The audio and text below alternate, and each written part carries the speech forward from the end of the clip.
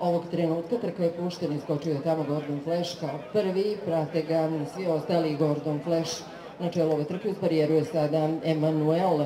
Gordon Flash, pa u drugom krugu Emanuel, Reed Billy, Patton Sur, začelje drži Akacija. Gordon Flash, Emanuel i dalje na drugoj poziciji, treću poziciju drži Đorđe Perović, u sedlu Reed Billy, a Patton Sur sa Slavenom Jovanovićem na četvrtom mestu.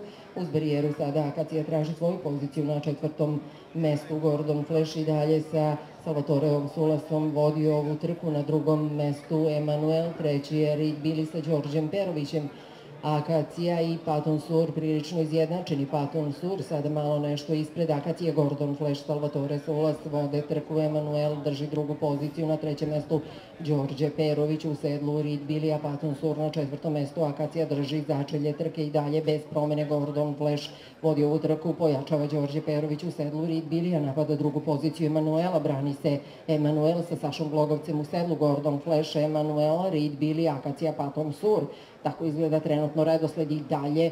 Cindy Honorable sa Salvatoreom Sulasom vodi ovu trku. Emanuel čuva drugu poziciju, opasno napada Đorđe Perović u sedlu Reed Billy-a. Da li će se odbraniti Emanuel? Kreće Reed Billy i Đorđe Perović, brani se Emanuel, kreću tamo i Patton Sur i Akacija. Biće ovo još jedna od sjajnih uzbudljivih trka. Gordon Flash i dalje vodi ovu trku, sada je Reed Billy na drugoj poziciji, Emanuel se nije odbranio, kreću skroz poljom napadi Akacije i Patton Sur uz barijeru, ostaje Emanuel.